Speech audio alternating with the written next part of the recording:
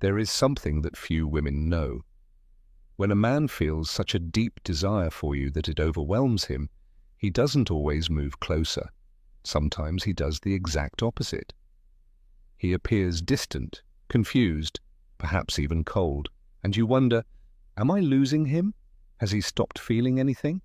But in truth, according to Carl Jung's psychology, this behavior does not mean disinterest but intensity. An intensity so strong that it triggers an inner conflict within him that he does not want you to see. Jung said that true desire, the kind that arises from the deepest layers of the unconscious, never expresses itself in a straight line. It is not logical, not predictable, and follows no rules. When a man desires you so deeply that his soul vibrates at the very thought of you, his conscious mind tries to resist. It is a natural defense mechanism. He protects himself from what makes him feel vulnerable, exposed, and out of control. You become the mirror that reflects everything he wanted to keep hidden, even from himself. That is why one of the clearest signs of deep desire is not pursuit, but withdrawal. Not chasing, but restraint. Not action, but silence, because suppressed desire resonates differently. You feel it in small gestures, contradictions, and moments when he wavers between what he wants to do and what he thinks he must do. The truth no one tells you is this: a man only resists when what he feels is greater than he can handle. He does not fight against something small. He fights against something that could change his life, penetrate his being, and tear down the walls he has built for years. Unconsciously, you awaken emotions in him that are too strong to be naturally controlled. That is why Jung spoke of the conflict between the shadow and the persona.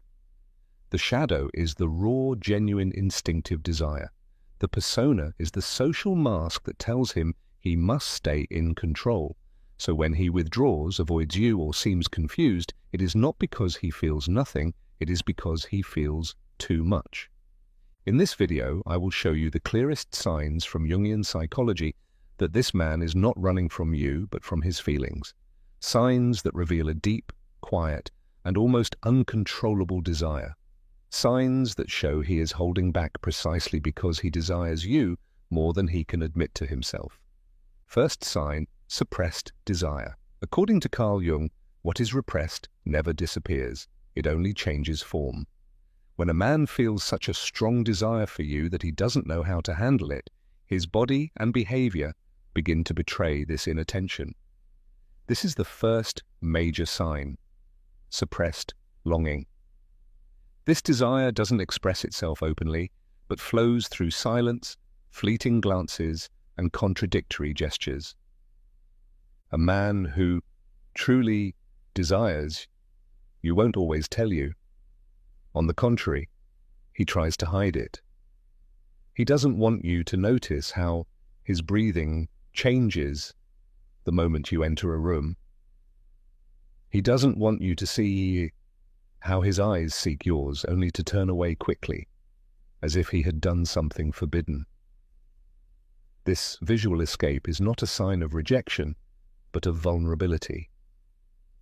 It reveals a person's fear that you might see too deeply into him. Jung explained that the mind suppresses intense emotions to avoid feeling exposed. That is exactly what is happening here. He cannot look at you calmly and directly because his unconscious betrays him. The spark in his eyes, the interest he tries to suppress, the impulse to come closer that he struggles to control. He doesn't want you to realize that just the sound of your voice or the sight of you makes him defenseless. This repression also shows itself in subtle ways. He becomes more serious when you're near, his voice changes, or he suddenly seems unusually distant, not because you don't matter to him, but because you matter too much.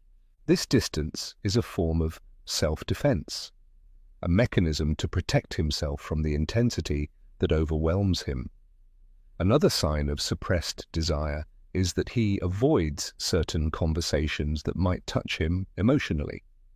When you talk about deep topics, feelings, closeness, connection, he suddenly changes the subject, makes a joke, or distracts himself. But when you speak about neutral things, he listens with almost exaggerated attention. It is his unconscious way of saying, You attract me, but I'm not ready for you to know. He may also appear awkward, nervous, or distracted, making small mistakes when you're nearby.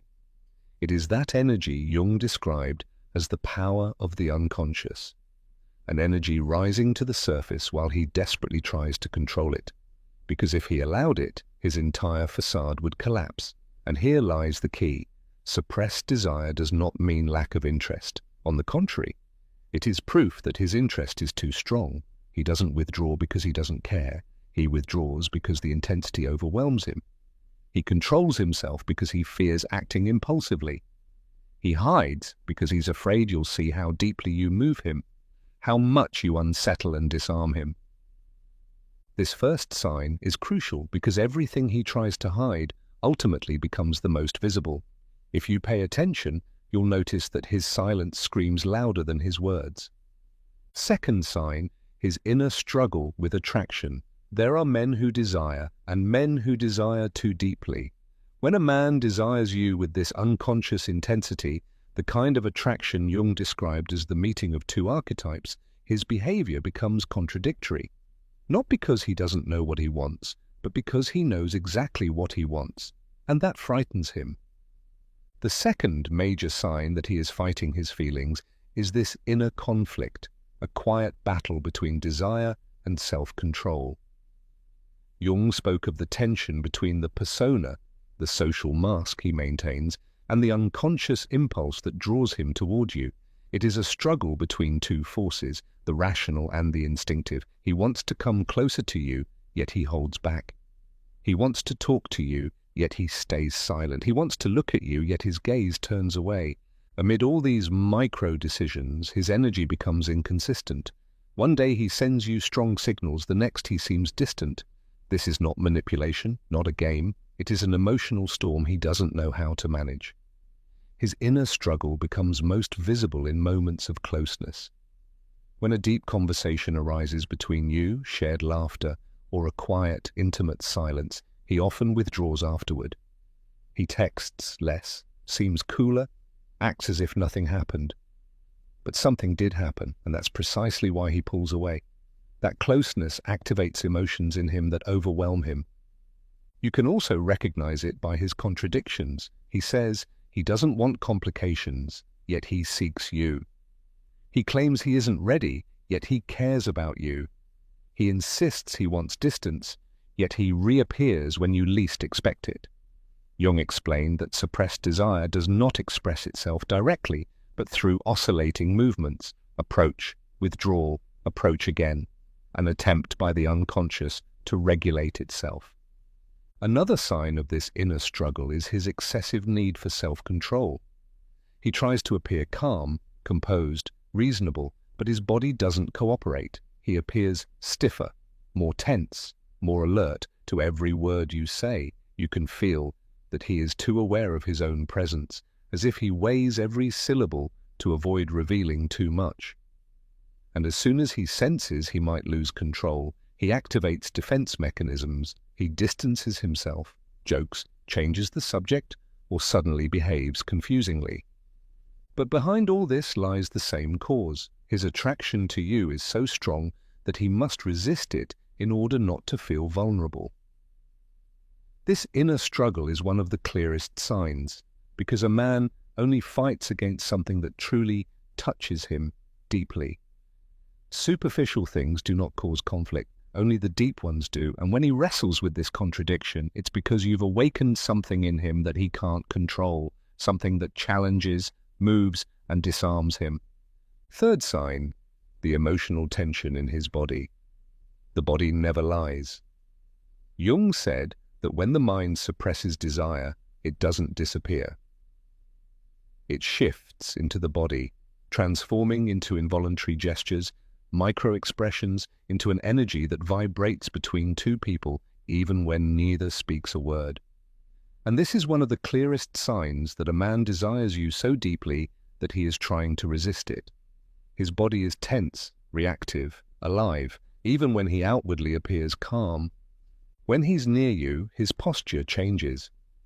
He becomes stiffer, as if his body were under tension, struggling to maintain the facade of control.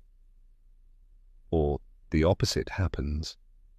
He becomes restless, fidgets with his hands, touches his clothes, constantly changes position. This restlessness doesn't mean he's uncomfortable around you. It means he's uncomfortable within himself. It's the tension between what he wants to do, approach you, touch you, look at you openly, and what he believes he must do to avoid exposing himself.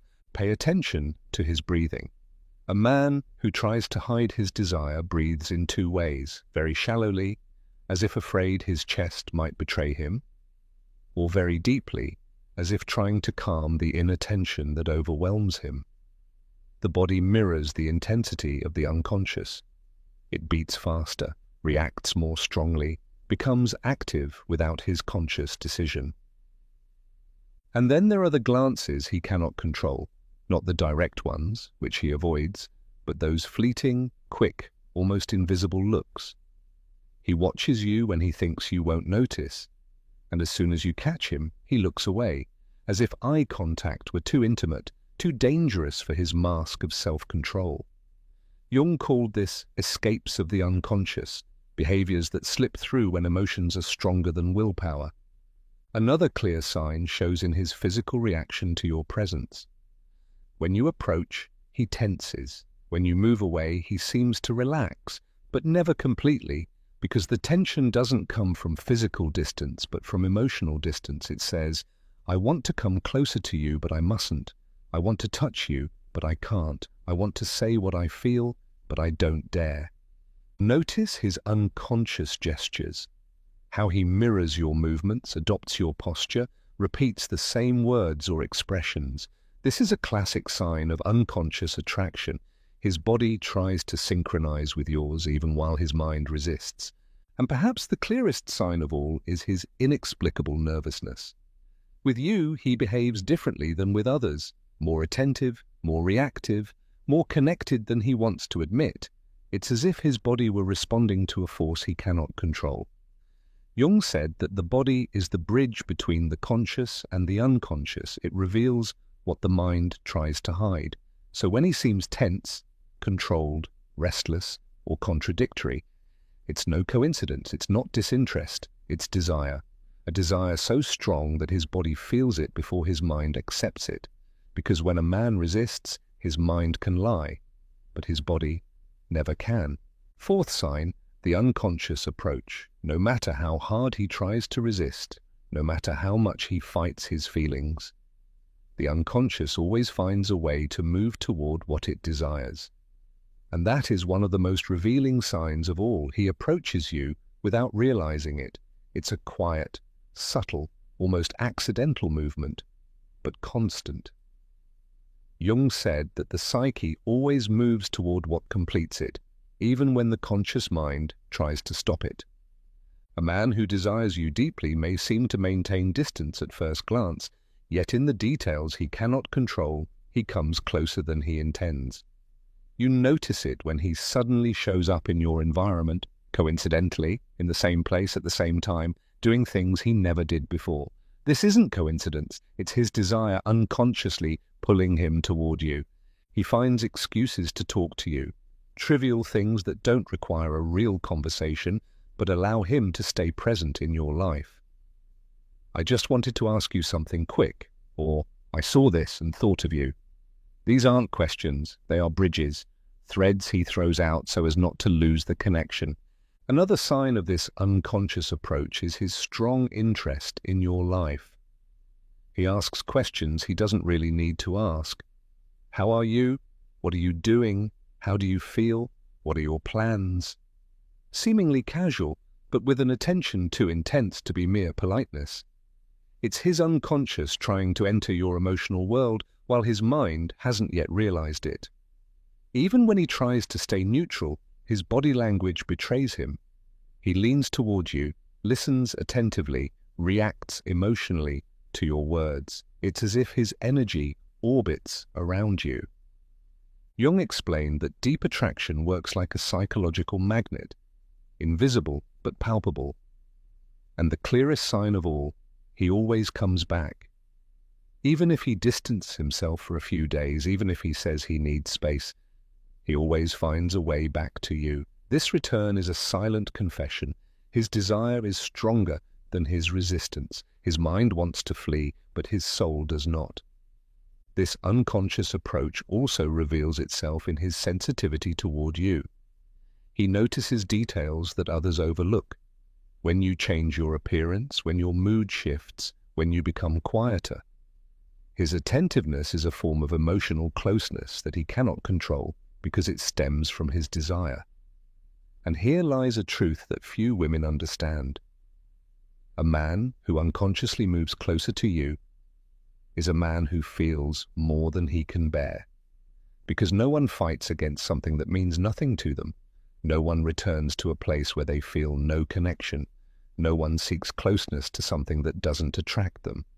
So, when he shows up, asks, writes, returns, observes, it's because his unconscious has already decided. Even if his mind still resists, his soul already knows that he desires you. Fifth sign, his fear of surrendering to desire. This sign is without a doubt the strongest, and also the hardest to interpret. Fear, not of you, but of what he feels because of you. Jung explained that when a man faces an emotion powerful enough to touch hidden parts of himself, an unconscious defense mechanism is triggered, rooted in one simple truth: he fears losing control. When a man desires you so deeply that he tries to resist it, he does not do so because something is wrong with you, because he doesn't like you, or because he's insecure. On the contrary, he does it because he is too sure of his feelings, and that certainty is what scares him. His desire makes him vulnerable, lays him bare, leads him into emotional territory where he can no longer control anything. A place where you have the power to touch him, to change him, to tear down his inner walls. This fear manifests in typical phrases: I'm not looking for anything serious right now. I don't want complications. I don't know if I'm ready. But if you look closely, you'll see the silent contradiction between what he says and what he does. Because he still seeks you out, still reappears, still thinks about you more than he will admit. His words are meant to protect him, but his actions betray him. The fear also shows in his behavior after intense moments. When you've had a deep conversation, a strong connection, or true closeness, he often suddenly pulls back. Not because he didn't enjoy it, but because he felt it too strongly. Jung said that when an emotion touches the unconscious, the archetype of the lover awakens, a force so powerful that it can shake the entire conscious personality. And it is precisely this upheaval he wants to avoid, and that's why you'll sometimes see contradictions. He's affectionate, then suddenly cold, shows interest, then disappears, opens up emotionally, only to close the door immediately afterward. This emotional back and forth is an expression of his fear of surrendering to what he feels. Another deep sign of his fear is his perfectionism. Such men want to appear perfect, control everything, make no mistakes. This inner tension paralyzes them. They overanalyze, hesitate too much, hold back, not because they don't want to move forward with you, but because they're afraid of failing you and failing themselves. Sometimes this fear also appears as a fear of feminine intensity. Jung spoke of the anima, the feminine aspect within a man, which awakens only when a woman truly touches him at his core. When you activate this part of him, he feels emotionally naked, vulnerable, stripped of his usual defenses. This awakening unsettles him, makes him withdraw, and yet draws him even closer to you. And here lies the truth that changes everything. A man who feels nothing also has no fear. Fear is proof of his desire. Resistance is proof of the depth of his feelings. His inner struggle is the sign that you are already inside him, in a way he cannot control. This fear is not weakness, it is consequence. It shows that he has found something that truly matters, something that changes him, touches him, shakes him, and transcends him. And that something is you. Conclusion: when a man seems to fight against his feelings, he is not running from you, he is running from himself. From the intensity that flows through him, from the vulnerability you awaken in him, from the possibility of being truly touched and transformed. Jung said that the deepest bonds do not arise from peace, but from inner conflict, from the collision between what we try to control and what our soul has already decided. A man can control his words, his distance, his excuses, but he cannot control what vibrates within him when you are near. He cannot control what your presence does to his energy, his body, his unconscious. That's why he behaves contradictorily. That's why he comes closer only to withdraw again. That's why he looks at you when he thinks you won't notice. That's why he returns, even though he told himself not to. He struggles because what he feels for you is not small, not fleeting, not something that can simply be ignored. When a man feels nothing, everything stays flat. No struggles, no tension, no return. But when he feels too much, this emotional push and pull arises, confusing you, yet revealing the depth of his desire. He isn't trying to avoid you, he's trying to protect himself. From the intensity, from the loss of control, from the force of what you've awakened in him. You've become a mirror in which he recognizes parts of himself that have long slept, his sensitivity, his passion, his fears, his deepest, most human desires. This resistance you see is not rejection. It is recognition. It is his soul saying, "This means too much to me." It is his unconscious pulling him towards you, even when his mind tries to hit the brakes. Jung said that a deep connection between two people does not always appear as harmony, but often as inner conflict, as emotional tremor, as that mix of attraction and fear that forces a person to face themselves. And you are precisely that force, the one that confronts him with his own truth, that moves him, awakens him, ignites in him the desire he cannot control. So the next time you notice his distance, his confusion, his tension, or his clumsy way of hiding his feelings, don't think he's leaving you behind. Remember that he's fighting something greater than himself. Remember that he's suppressing a desire that overwhelms him. Remember that in truth he's only resisting the depth with which you've already reached him. And never forget this. A man who tries to resist you is a man who has already fallen and is only afraid you'll realize it. What looks like distance is in reality the purest proof of his desire.